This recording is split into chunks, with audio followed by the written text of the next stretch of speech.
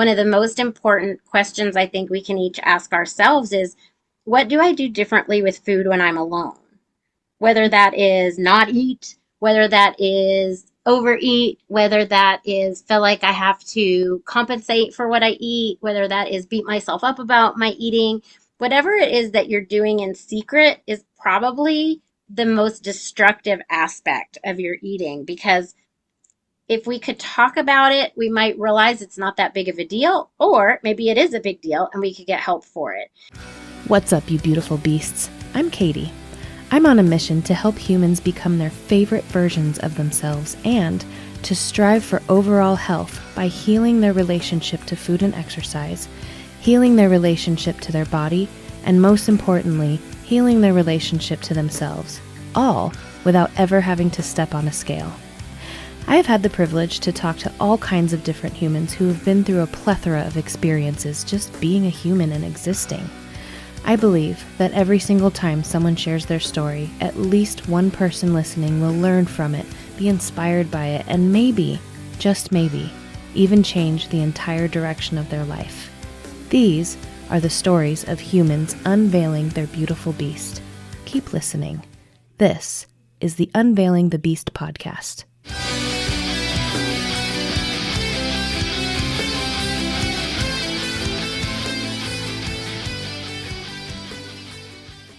So welcome to the Unveiling the Beast podcast. Thank you. Thank you for saying yes. And can you tell me and the listeners a little bit about who you are and why you think you are who you are? Ooh, that's a hard one. Why I think Yeah. I am who I am? Well, who I am is Jessica Setnick, and I am trained as an eating disorder dietitian. I no longer see clients. I now educate and advocate. Why I am who I am, I think, is because I had two very, very, very smart parents. And the message I got growing up is that everything is information. You just have to know where to find it. And I have a streak of defiance in me, and I don't feel like I can rely on people in the hierarchy, let's say, to have my best interests at heart. So I'm often doing things my own way, which sometimes is really challenging and sometimes really fulfilling. So I guess how I am, or why I am the way I am, is because I just keep going. Yeah, I love that. And learning too, like always learning. Like I tell my son, we're never going to know everything. Don't even No, try. no. And I just sort of refuse to give up, I guess. It's a very stubborn quality, and sometimes I do give up on purpose. Like I quit the crossword puzzle if I can't finish it, and I just am like, yay, I pick my battles. Right. But other times when it's more important, or I feel like people are trying to tell me something's not worth it or can't be done, I just choose not to believe that until I figure it out for myself. Anyway. Right. So I'm curious what the story is behind the eating disorder dietitian specialty. Sure. Typically, there's a So, story. of course, there's a Yeah. story. And some of it is conscious and some of it is probably unconscious. I know that I had no knowledge of what I was going to do after college. Like, I knew I was supposed to go to college, that was just ingrained in me, but I didn't know what I would study. I felt like I wanted to be a boss, I wanted to be a CEO, I wanted to be in charge, but I didn't know of what. So I just started taking the required classes, something from this category, something from that category. And after a while, it ended up being a major in anthropology. And I didn't even know what anthropology was when I went to college. Turns out it's the study of humans. So what is more interesting than that? It's a little bit bigger than psychology, which is the study of the way humans think. It includes that, but also includes how humans develop over time. So individual humans developing over time, and then humans in general over time, and then how we develop cultures and how we develop language. All of these things are parts of anthropology, and I found them so interesting. Then I took nutrition as an elective. My friend Casey told me it was an easy A, which I did not agree, but I took it just as an elective, and I thought, this is so interesting. It is what happens when food goes inside your body. Like, the idea that all this stuff happens that you're not even aware of is so cool. Yeah. What's funny is my mom was a librarian growing up, hence the everything is information vibe. But she had been a biology major. And for some reason, I remember my brother and I kind of hassling her about that. Like, that's so useless. Like, what kind of major is that? And when I told her I was into nutrition and it was so interesting, she goes, "Well, hun, that's just biology." And I thought, oh my gosh, she's ruining it for me. She's taking all the fun out of it. But it really is. It was so interesting how your own body works. So I pressed onward and decided to get a master's degree in nutrition, sports nutrition specifically. And so I was going to be the nutritionist for the Dallas Cowboys. Again, here's where that stubbornness comes in. That wasn't even a job, but I just decided I would just make it a job. I would just explain to them why I was important and they would obviously hire me. And so here I am on my path to become a sports nutritionist, going to school with a master to get a master's degree in sports nutrition. And what I realized as I pressed on with that is all those things that I thought were so interesting about nutrition, why you make the decisions you make, how food gets to you in the first place, things like why a culture thinks of certain things as food and certain things as non-food. Like, is a grasshopper food? Is a grasshopper not food? Like, all that stuff that was so interesting to me, the psychology of eating, the regrets you feel after you eat, the feelings that make you want to eat certain foods and certain other foods don't sound good. Like, all that stuff that was so interesting to me, basically the anthropology of nutrition, even though I think that should be covered in every area of nutrition, it was really only kosher at the time to talk about it in the eating disorder area. Mm. So if you were in any other kind of nutrition, sports nutrition, diabetes nutrition, cancer nutrition, it was like this very cut and dry kind of pathway. But in eating disorders, that's where we got to talk about the choices people make and how they feel, why people eat things that they regret later, and all that backstory and internal and unconscious stuff that was so intriguing to me. So that's why I pursued the path of eating disorder specialty. P.S. I didn't realize at the time that I had had an eating disorder in college Mm. because I went on a diet. It was recognized by everyone that I lost a lot of weight, and then I felt really paranoid about gaining the weight back and ended up with bulimia. But I didn't realize that because of the way we as a culture sort of talk about eating disorders as being this very, very severe problem. And because I didn't think, as most people with an eating disorder don't think it's that severe, like other people have bigger problems than me kind of mentality, I hadn't realized that I had had an eating disorder and I hadn't given myself enough credit for recovering from that eating disorder or really put any thought into the fact that some pieces of it would be a lifelong challenge. And so Mm. that's what I really devoted my career to, is taking that sort of, I'm not sick enough, I'm not troubled enough. Like, if you're having problems with your eating, you deserve to get help. The end. If it's just mental stress, you deserve to get help. If it's malnutrition and it's affecting your body, you deserve to get help. And so I've just tried to sort of normalize the fact that we all eat, we all have eating behaviors, and you don't have to be diagnosed as an eating disorder patient in order to get help. So that kind of gives you the Mm. whole A to Z of how you find me today. Oh, P.S. I also, in that pathway, ended up starting an eating disorder dietitian organization. And that, through that, I advocate for people who are not getting insurance coverage for their eating disorder care. Ah, Again, that's because good. of the misconceptions out there about who gets eating disorders and what is an eating disorder. And so working on that and helping people get the care that they need. So I've Mm. morphed from individual patient care to instead using everything I've learned from individual patient care to hopefully impact things on a bigger scale. Yeah, that covers a lot. I mean, there's so much I want to say. I'll start with, I love that you said people view eating disorders as like this huge thing, not realizing that it's not just people in smaller bodies that can get eating disorders. And there's so much that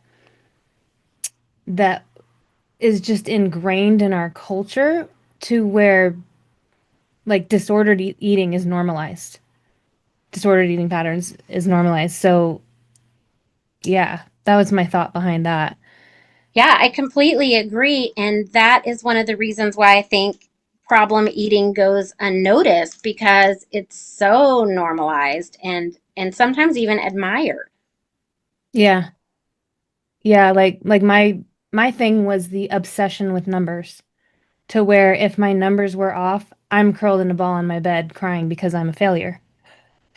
That's not an eating disorder per se, but that is not something that should be normalized, you know? Yeah. It's And not living your best life for sure. yes. So, um, the other thing that stood out was, the whole healthcare conversation in like, I mean, I think anyone agrees that the US healthcare system is messed up. But oh, it's such a sticky topic too. And we don't have to get into it, but the fact that you're helping people whose insurance doesn't cover it. What about people who don't even have insurance? Is that the same? That is a whole other can of worms. And actually, Mm, um, we sort of let's say, divided things up by organization. There are organizations that help people who don't have insurance. And my organization works with people who do have insurance. And actually, eating disorder care is protected because it's a mental health condition and there's a Mental mhm, Health Parity and Addiction Equity Act. So it's not that insurance doesn't have to cover it. Insurance does have to cover it, but the policies don't always do it. So that's why we are working towards helping people get the coverage they've already paid for. And mhm. yes, there are a whole host of people who don't even have insurance coverage, and that is a separate issue. Unfortunately, Yeah, I hate yeah. that. That there's just so much. So I guess we all try to focus on one area so that it's kind of like that. We're all singing one note in a big song. Yeah. The way I look at it, like we don't have to make this the main topic, but the healthcare system, I think everyone would agree that it's totally effed up. And we don't really know how to fix it yet.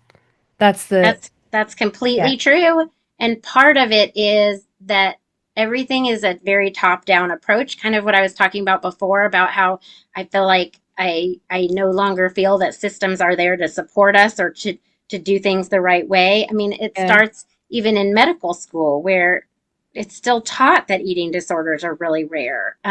Even in, for example, the emergency room guide that ER doctors look at, if you look up under eating disorders, you're going to see someone that has a very specific body type, and that is what people really believe. So it's in every corner and crevice of healthcare, not just health insurance. There's a lot of bias, a lot of weight bias, a lot of stigma, a lot of misconceptions, a lot of institutionalized racism. I mean, there's so much that is going to need to change. And sometimes, if I think about the bigness of the problem, I feel kind of hopeless. So I try to focus in just on the areas that Yeah. I feel like I can make an impact.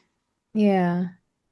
So let's dig more into I know one of the things that you said in your application was taking the shame out of food. Oh my Can gosh, you yes. go into that a little bit? Because Sure. I'm with you on that one for sure. Yeah.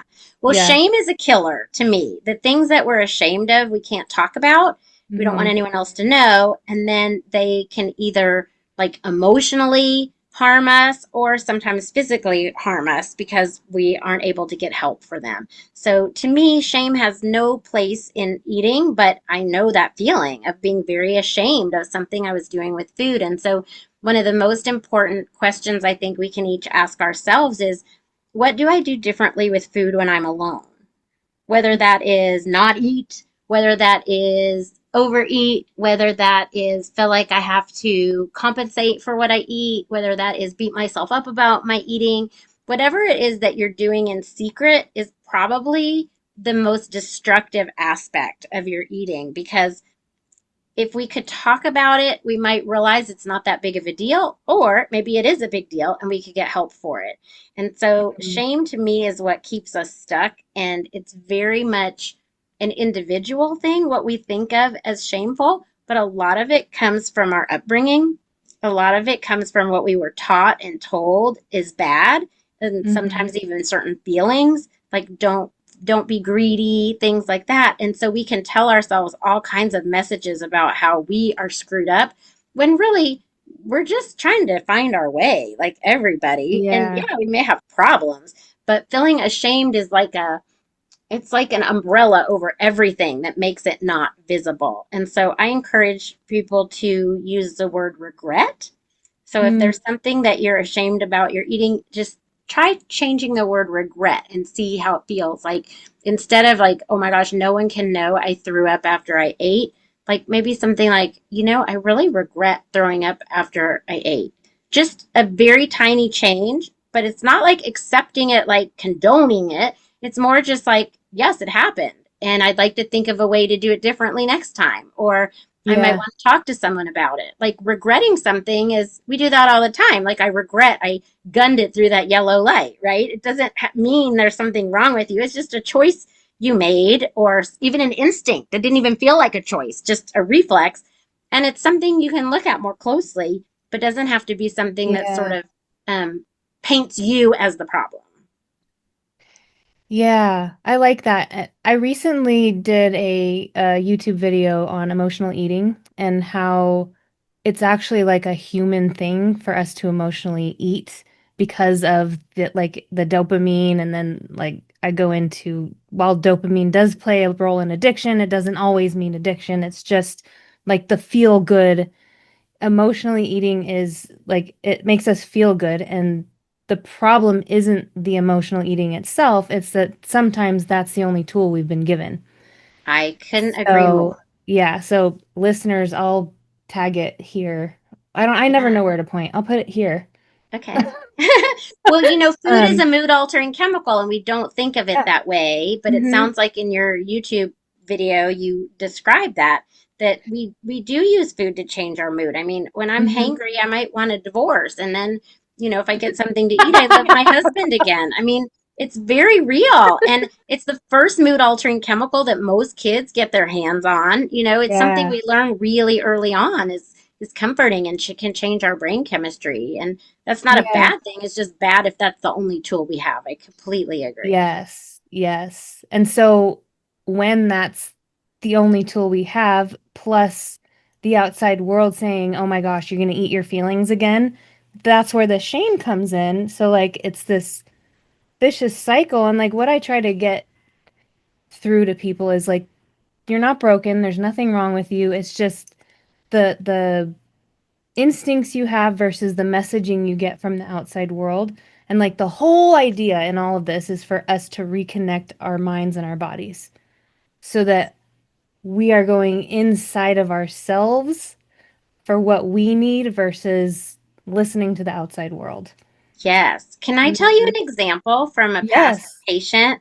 Yeah. Oh my gosh, I was so proud of her. She agreed to record into her phone when she was having thoughts about food so that we could kind of listen to it later. She wasn't really one for like taking notes. So Hmm. one session when we got together, she said, I want you to listen to these recordings that I made for you. So the first recording, and I'm going to paraphrase, I don't remember her exact words, but basically she said, I'm on my way to the Cheesecake Factory. I'm going to get their salmon and chocolate cake. You said that I should think about what I want to eat and then I should try to get it. And so what I want is salmon and chocolate cake, and I'm going to Cheesecake Factory. And yes, part of me thinks you really shouldn't go get that, but I'm going because that's what I'm supposed to be trying to do, is just listen to my body. Okay. Next message.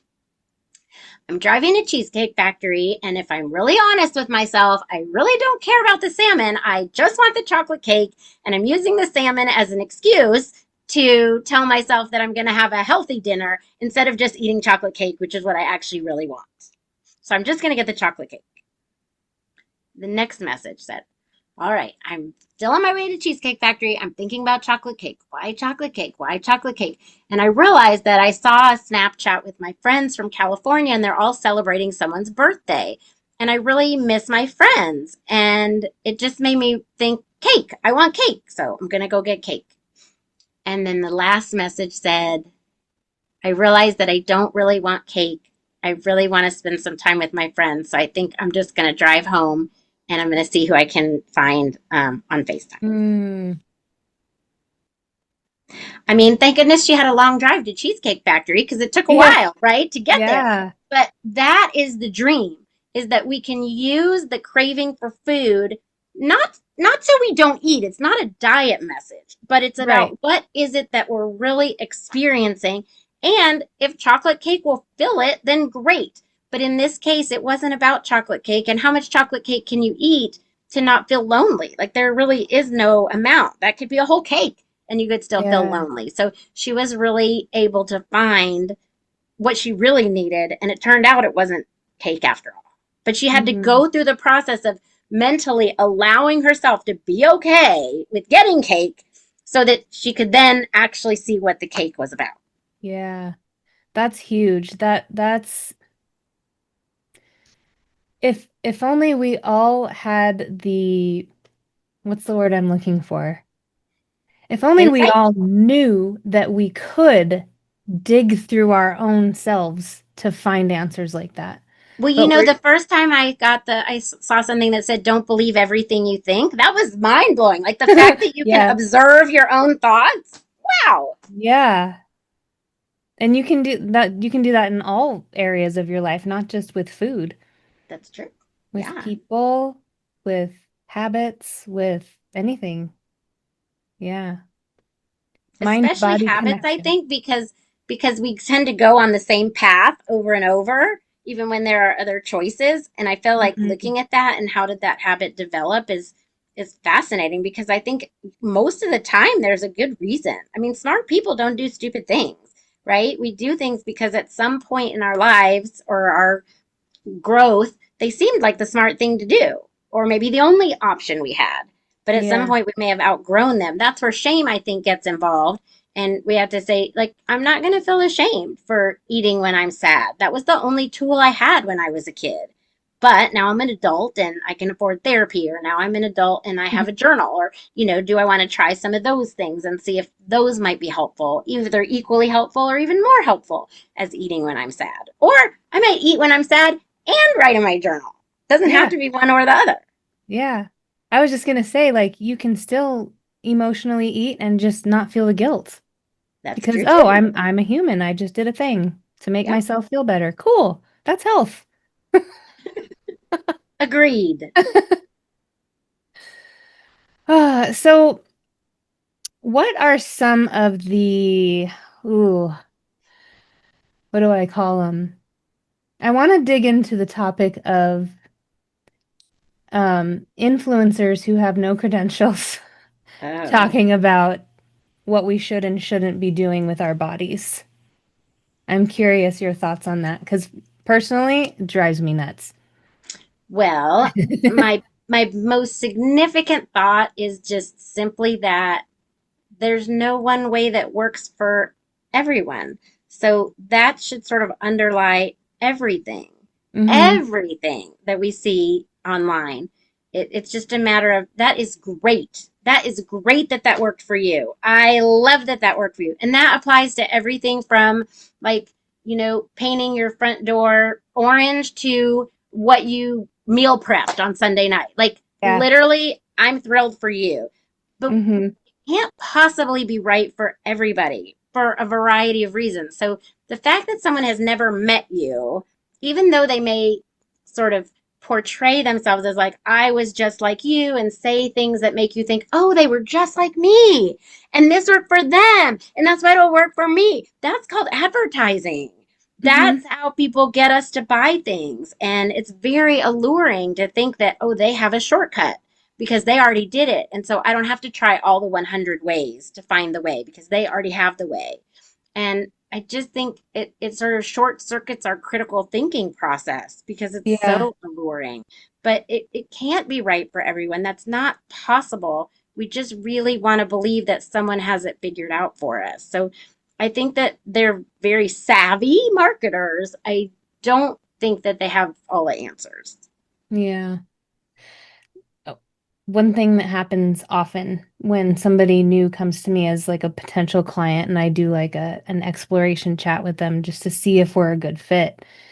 Um, Sometimes I'll hear, so what's the plan? How does this work? And I say, there is no plan until I get to know who you are and what you do and how you think, and then we'll take it from there because it's always tailored to the human that's in front of me in the moment.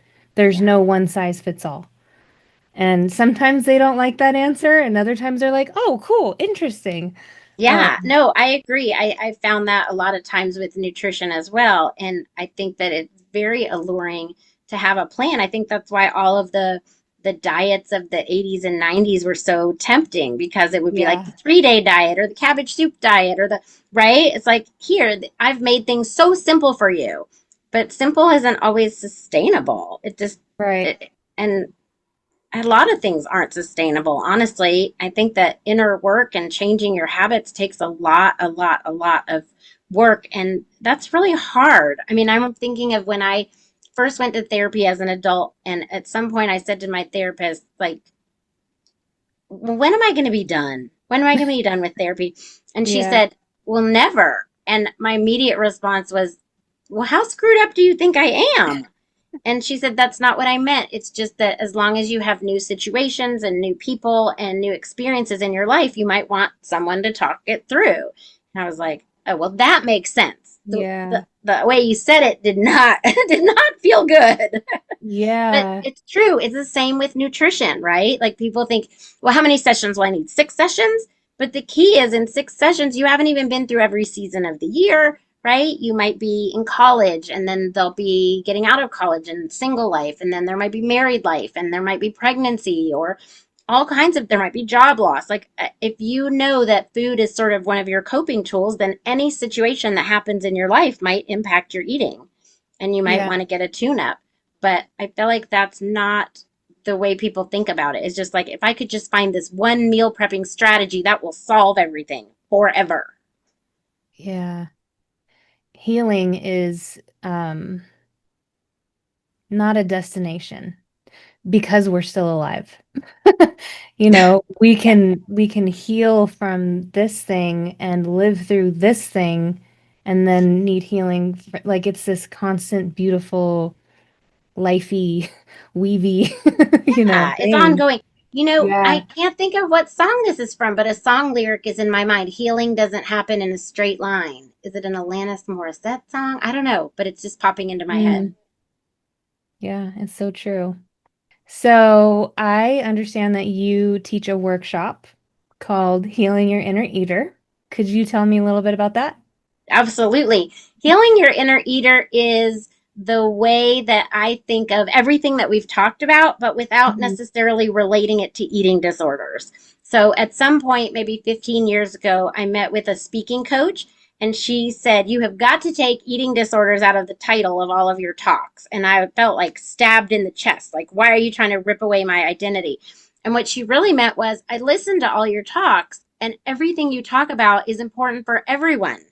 But when you say eating disorders, only a very tiny group of people think, oh, that's what I work with, or that's what I do, or that relates to me. She's like, it's all about eaters. And so I started changing all of my titles. What's Mm, eating your clients, food fairy tales, and healing your inner eater is one example of that, where I teach the skills that help individuals who are struggling with their eating, but we don't have to call it eating disorders or even dysfunctional eating. It's simply, is your eating helping you live your best life, or is your eating causing problems? It's that simple. And so I think of your inner eater as sort of a play on your inner child. It's the you that mm, was raised as an eater with beliefs and thoughts about food that are not necessarily your own. So we all tend to think that we wake up in the morning and we make choices about eating. Am I just going to have coffee for breakfast, or will I eat breakfast cereal, or will I make scrambled eggs? Like we think we have all these choices and we make a conscious choice, and it's either the right choice or the wrong choice. And then we move on blaming ourselves or proud of ourselves. yeah. And the truth is, so many things go into what we think of as a choice, right? What food is even available in your area to purchase, how much money you have to buy food, what you were raised, again, talking about grasshoppers for no reason, what you were raised to think of as food versus non food, right? What you were raised to think of as a good breakfast, or even breakfast food versus not breakfast food. I mean, all these things are going on in your mind without you even realizing it. And so, what sounds like a conscious choice really has a lot of input from other areas.